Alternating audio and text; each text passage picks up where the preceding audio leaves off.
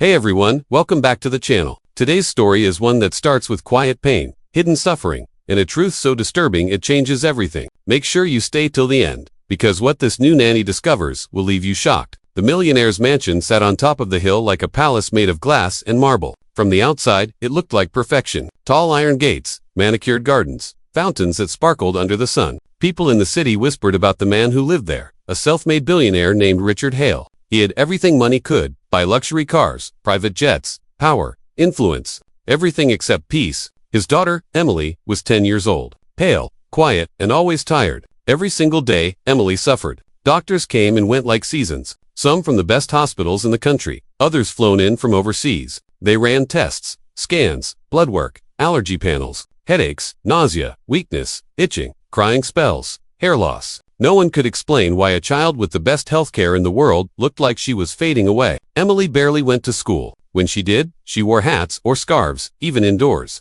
Her teachers noticed she scratched her head constantly. Sometimes she would suddenly cry in class, holding her head like it was on fire. Kids whispered. Some laughed. Others felt sorry but didn't know what to say. At night, Emily screamed in her sleep. Richard tried everything. New medicines, experimental treatments, special diets. Nothing worked. His wife had passed away years earlier, and guilt sat heavy on his chest. He wondered if he had failed his daughter by focusing too much on business and not enough on her. Nannies never stayed long. Some quit after a week, others after a month. They said Emily was difficult or emotionally unstable. A few quietly hinted that something about the house felt wrong. Richard dismissed it all. He was desperate, exhausted, and running out of hope. Then came Clara. Clara wasn't impressed by money. She was in her late 20s, calm, observant, and carried herself with a gentle confidence. She had worked in hospitals, orphanages, and special needs homes. When she walked into the mansion, she didn't stare at the chandeliers or the gold-trimmed walls. Her eyes went straight to Emily. The girl was sitting on the couch, knees pulled to her chest, scratching her scalp until her fingers turned red. Clara felt her heart tighten. From the very first day, Clara noticed things others ignored. Emily avoided bright light.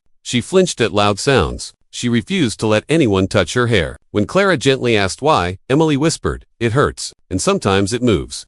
Most adults would have brushed that off as imagination. Clara didn't. That night, while helping Emily bathe, Clara noticed patches of thinning hair, red marks on the scalp, tiny sores that looked irritated, almost infected. When Clara reached to wash her hair, Emily panicked, screaming and begging her to stop. Clara calmed her down and didn't force it, but something felt deeply wrong. Over the next few days, Clara gained Emily's trust. She read to her, played quiet games, brushed her hair only when Emily allowed it. She watched carefully. And then one afternoon, something horrifying happened. Emily was sitting by the window while Clara braided her hair loosely. Suddenly, Emily cried out in pain. Clara froze. As she gently parted the hair to see what caused it, she saw something that made her stomach drop. Something moved. Clara's breath caught in her throat. At first, she thought her eyes were playing tricks on her, but then she saw it again. Tiny movements. Not just one spot.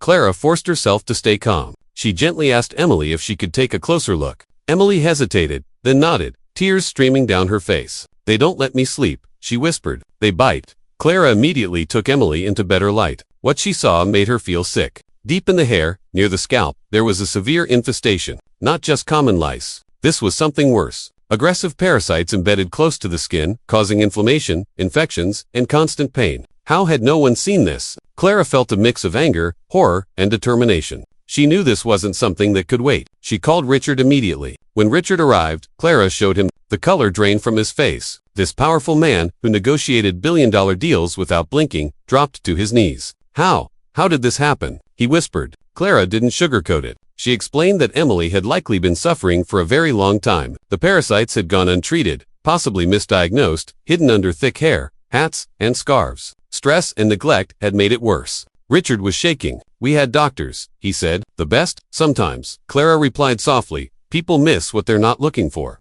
Emily was rushed to the hospital that night. Specialists confirmed it. The infestation had caused secondary infections, severe nerve irritation, and chronic pain. The headaches, the crying, the nightmares, it all made sense now. Treatment began immediately. The process was long and painful, but for the first time, there was a clear cause. Clear hope. Clara stayed by Emily's side every day. She held her hand during treatments, whispered stories when the pain got bad, and promised her that things would get better. And slowly, they did. Within weeks, Emily started sleeping through the night. The constant scratching stopped. Her appetite returned. Color came back into her cheeks. She smiled for the first time since Clara had met her. Richard watched his daughter come back to life, and the weight of guilt nearly crushed him. He realized something terrifying. Money had made him powerful, but it had also made him blind. He trusted systems instead of people, credentials instead of compassion. One evening, Richard sat with Clara in the quiet living room after Emily had gone to bed. "You saved her," he said, voice breaking. Clara shook her head. "I just paid attention."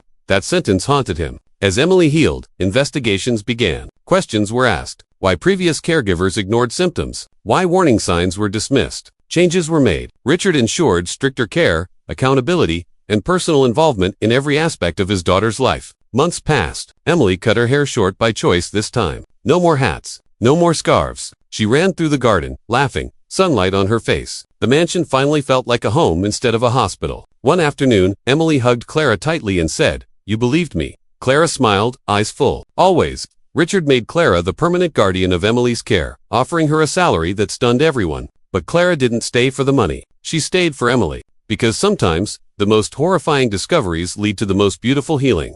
And sometimes, all it takes to save a life is someone willing to truly see. If this story moved you, don't forget to like, subscribe, and share. You never know who might need to hear it. Thanks for watching, and we'll see you in the next one.